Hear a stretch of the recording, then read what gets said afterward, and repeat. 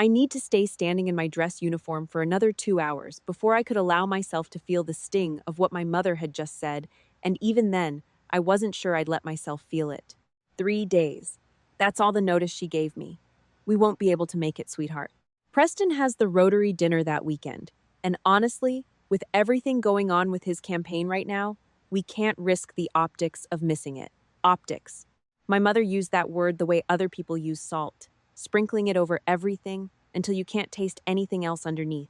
My stepfather, Preston, was running for state senate, and apparently my Bronze Star ceremony fell on the same weekend as a chicken dinner in a Sacramento ballroom.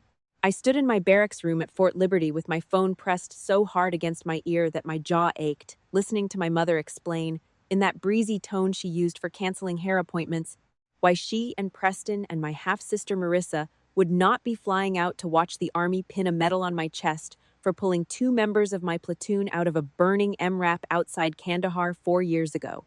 The scar tissue on my left hand, where the fire had eaten through my glove before I got Ramirez's harness cut, started to itch. It always did that when I was angry. Phantom heat, the doctors called it. Nerve damage does strange things. It's just a ceremony, Danny, my mother said. You'll get the medal either way. Preston's people already have the whole weekend blocked for the Fresno stop and the fundraiser. Marissa has cheer regionals. You understand, right? You've always been the understanding one. I have always been the understanding one. That's the job they gave me the day my mother remarried when I was 11, and Marissa came along 2 years after that, blonde and easy, and born into a house that already had money in it. I was the practical one, the responsible one, the one who joined the Army instead of going to the college Preston said he'd look into helping with, and then never did. I was the one who understood when Christmases got moved around Marissa's dance recitals, who understood when my high school graduation got scheduled around Preston's law firm gala, who understood, over and over, that my life was the flexible one and everyone else's was fixed. I didn't say anything for a long moment. Down the hall, I could hear Ramirez laughing at something on his phone, alive, walking on 2 legs that still worked because 4 years ago I hadn't been the understanding one. I had been the one who went back into a burning vehicle twice. Sure, I said. I understand. I hung up before she could hear whatever was happening to my voice. I want you to picture the room I was standing in. Cinder block walls, painted the color of old teeth, a single window with security mesh over it. A twin bed with hospital corners so tight you could bounce a coin off them, because 12 years in the Army does that to a person, makes you fold your whole life into right angles. On my dresser sat a small chunk of scorched, twisted metal, part of the MRAP's door frame, that my platoon sergeant had cut off with a torch and mailed to me in the hospital 8 months after Kandahar, along with a card that just said, "You didn't leave anyone behind. Don't you dare leave yourself behind either. Top." I'd kept it on every dresser, every barracks room, every deployment since. It was uglier than any trophy I'd ever been given, and it meant more to me than anything Preston's Crystal Awards case back home could hold. The ceremony was in 5 days. Fort Liberty, outdoor amphitheater, full formation, 200 soldiers standing at parade rest in the North Carolina heat, the division commander himself pinning the Bronze Star with Valor device onto my chest for Kandahar. It was, without question, the single proudest moment the Army had ever offered me, and I was going to walk up to that stage with no family in the crowd, not my mother. Not Preston, who had never once called me son or anything else, just the girl when he thought I couldn't hear him talking to his law partners. Not Marissa, 17 and glossy and already better at performing a smile than I would ever be at anything. I called my grandmother that night, my father's mother, the only Delgado left who still spoke to me since my dad died when I was 9. And my mother remarried into money and a new name for all of us, except me, because I'd kept his. Abuela Rosa answered on the second ring, the way she always did, like she'd been sitting by the phone waiting for exactly this call for 81 years. "Mija," she said, before I even got a word out, "tell me what your mother did this time." I laughed despite myself, a short, wet sound. I told her. She was quiet for a moment, and then she said the thing that Abuela Rosa always said, the thing I'd built my whole adult spine out of. Blood tells you who to invite to the funeral. It doesn't tell you who earns a seat at the table while you're alive. You remember that. She couldn't fly out either her hip, the doctor's orders, the 6-hour flight from Bakersfield that her body couldn't take anymore, and I told her it was fine, truly fine. And I meant it in a way I couldn't say about my mother. Some absences you forgive before they've even finished happening. I didn't cry that night. I want to be honest about that, because I think people expect the crying to come right away, in the dramatic moment, and it doesn't always. What I did instead was iron my dress blues for the third time, even though they didn't need it, running my thumb over the small brass SGT pin like it was a rosary, and I let the anger settle into something colder and more useful, something I could stand on. I didn't tell anyone in my unit what my family had said. I didn't want the pity, and more than that, I didn't want to hand my mother's cruelty over to anyone else to carry. But my platoon sergeant, First Sergeant Nadia Okafor, has known me 9 years across 3 duty stations, and she has a way of reading a room the way other people read a paragraph. 2 days before the ceremony, she found me in the motor pool, elbow deep in a Humvee transmission that didn't need my attention nearly as much as I was giving it. "Delgado," she said, wiping her hands on a rag and leaning against the fender. "Who's coming Saturday?" "Just me," I said, not looking up. "That's plenty." She was quiet for a second. First Sergeant Okafor doesn't do a lot of soft talking, which is exactly why I trust the little she does. "That's not an answer," she said. "That's a lie, wearing an answer's uniform," I told her. All of it, the Rotary dinner, the optics, Marissa's cheer regionals, 12 years of being the understanding one. She listened without interrupting, arms crossed, jaw tight the way it gets right before she chews someone out. Except this time, there was no one in front of her to chew out except the absent shape of my family, 3,000 miles away in Sacramento. When I finished, she didn't say anything comforting. She said, "Be at the amphitheater at 0730 Saturday, full formation." "I know the time, First Sergeant." "I know you know the time," she said. "I'm telling you to be there early." And then she walked off toward the tool crib, and I thought that was the whole conversation, and I went back to a transmission that, again, did not need me. Saturday came in hot and bright, the kind of Carolina morning where the air feels like a wet towel by 0800. I stood in the staging area behind the amphitheater in my dress blues, alone, watching 200 soldiers file into formation in the bleachers and the folding chairs set up on the grass for families. I watched other soldiers' parents find seats, watched little kids in their Sunday best clutching small American flags, watched a woman about my mother's age hug a soldier I didn't recognize, and cry into his shoulder before he'd even been called up. I felt that particular loneliness that has nothing to do with being physically alone and everything to do with being surrounded by 100 versions of a thing you don't have. The division commander began his remarks. I heard my name called. "Sergeant Danielle Delgado, front and center." I walked. My boots hit the pavement in the same steady rhythm I'd trained into my body for over a decade, the rhythm that gets you through mortar fire and through funerals and through phone calls with your mother, one foot exactly in front of the other, spine straight, chin level, do not let them see it land. I reached the small stage set up at the base of the amphitheater, faced the formation, and that is when I heard it, not silence, but the specific rustle of 200 people shifting their attention toward the family section, toward an aisle where movement was happening that shouldn't have been. First Sergeant Okafor was walking down that aisle in her dress uniform, and beside her, moving slower, leaning slightly on a polished wooden cane that I recognized because I'd bought it for her myself 2 Christmases ago, was Abuela Rosa.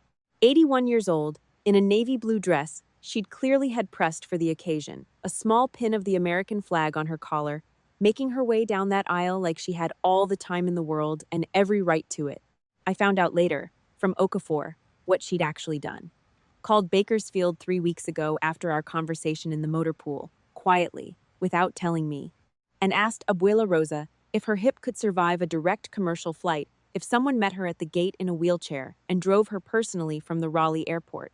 Arranged the whole thing on her own leave, her own dime, because, she told me later, "Family shows up, Delgado. If yours won't, mine will, and so will hers."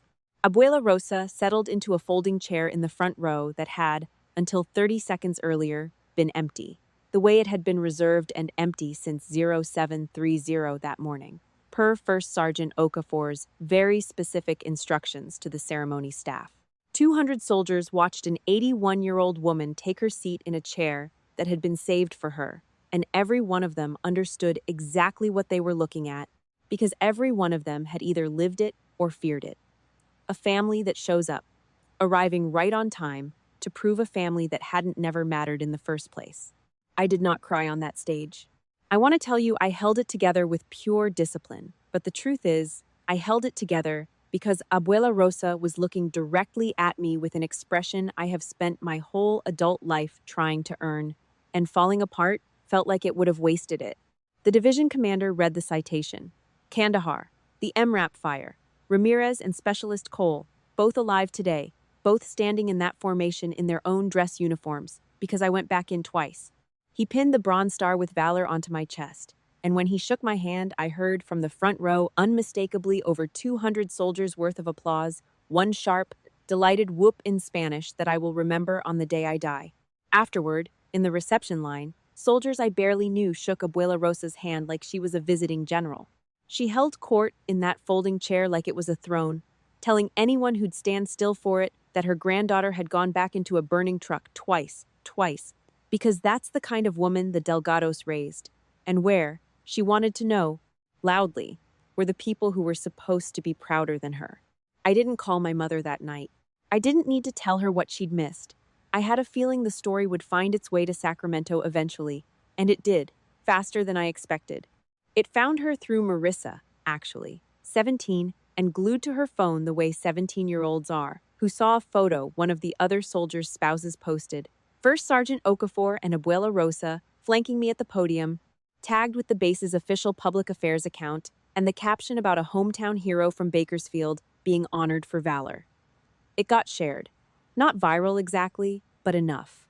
A local Bakersfield news affiliate picked it up 2 days later for a short segment on a decorated soldier and her grandmother, and that is apparently the exact moment my mother discovered that her absence had become, in her own vocabulary, bad optics. She called me on a Tuesday. I was at my desk doing paperwork, the unglamorous kind that fills up most of a soldier's actual week, when my phone lit up with her name. "Danny," she said, and her voice had none of the breeze in it this time. "Why didn't you tell me it was going to be on the news?" "I didn't know it would be," I said, which was true. "Why does that matter?" "Preston's opponent's campaign has been sharing the story," she said, and I could hear something tight and panicked underneath the words. Someone found an old post about Marissa's cheer regionals being the same weekend, and now there's a whole narrative about how we chose a cheer competition over a War Heroes medal ceremony, and it's Danny, it's a mess. Preston's team wants to know if you'd do an interview. Clarify things. Say we were there in spirit, that there was a scheduling conflict, that... "I'm not doing an interview," I said. "Danny, please, this could really hurt him in the polls. We're 2 weeks out from..." "I'm not doing an interview," I said again, slower, the way you repeat something to someone who genuinely didn't hear you the first time, though I knew she had. "I asked you to be there. You told me it was just a piece of metal. You don't get to decide, 3 weeks later, once it's inconvenient for Preston, that it actually mattered."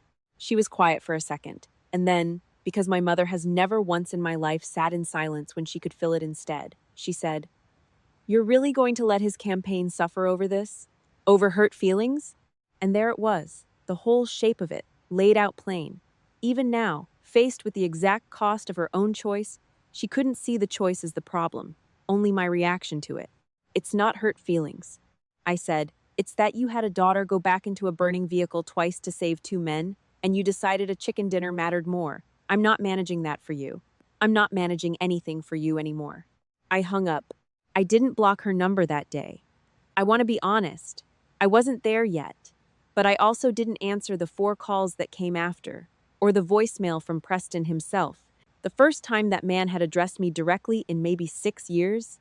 His voice smooth and practiced, talking about clearing the air and getting ahead of the narrative, never once saying the word sorry, because men like Preston don't apologize, they do damage control, and I had spent my entire life being someone else's damage control.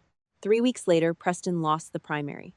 Not because of me, not really, though I imagine the story didn't help, mostly, from what I heard, because he'd been outspent and out-organized by a woman half his age who'd run city council for a decade.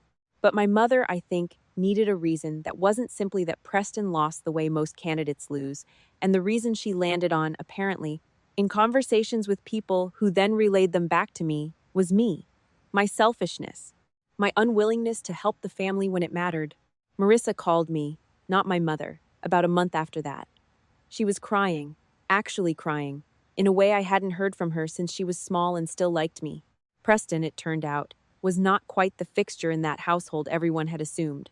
With the campaign dead, and the money that came with his political ambitions drying up, along with several of the donor relationships attached to it, he and my mother had started fighting in a way that apparently wasn't new, but had been easy to paper over when things were going well. Marissa wanted to know if she could come stay with me for a while, just to get some air. I thought about that for a long moment, phone against my ear, standing in the same barracks hallway where I'd once listened to my mother explain a chicken dinner to me. "You can come stay with me." I told her, and I meant it, because whatever Marissa was or wasn't, she was 17 and she hadn't made any of these choices herself. She'd just been handed a smaller, easier version of the life I'd been handed too, and it wasn't fair to make a kid pay for her parents' math. But I need you to understand something before you get on that plane. I'm not doing this so I can be the understanding one again. I'm doing it because you're asking, and because you're actually asking, not managing me towards something for someone else's benefit. She came. She's been here 4 months now, finishing her senior year at the high school outside base, and some mornings I catch her looking at the chunk of scorched metal on my dresser like she's trying to work out what it means, and I don't explain it to her, not yet. Some things you have to grow into being able to hear. My mother has called 11 times since the ceremony. I know because I finally did block the number, 3 months in, on a Sunday afternoon after the 11th voicemail, which was not an apology either, just a long explanation of how hard everything had been for her since Preston's campaign collapsed, as though I were the one who owed the explaining. I got a letter from her 2 weeks after I blocked her number, handwritten, which surprised me, because my mother's handwriting is not something I'd seen much since childhood report cards. It said she was proud of me, that she'd always meant to make it to one of my ceremonies, that things had just always been complicated with Preston and the timing and the family. It said she hoped I'd call. I read it twice. Then I set it down next to the card my platoon sergeant sent me 8 years ago, the one that came with the twisted metal, the one that said, "You didn't leave anyone behind. Don't you dare leave yourself behind either." I picked the letter up again, felt the weight of it, thin paper, thinner apology, and I understood, holding both of them side by side, exactly which one had cost the person who wrote it something real. I didn't write back. I didn't need to punish her with silence. I think I finally understood that going quiet wasn't a punishment for her at all. It was something I did for myself, the same way I once dropped down flat and cut a harness with my hands shaking and fire eating the air around me. Because some things you do not because you're angry, but because it's the only way you get to keep breathing. Abuela Rosa still calls every Sunday.